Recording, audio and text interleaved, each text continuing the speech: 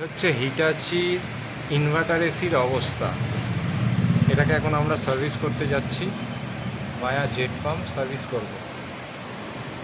এটা অবস্থা তো দেখে রাখুন, পরে আবার ফ্রেশ কন্ডিশন যখন আমি সার্ভিস করে দেবো তারপরের অবস্থা দেখাবো।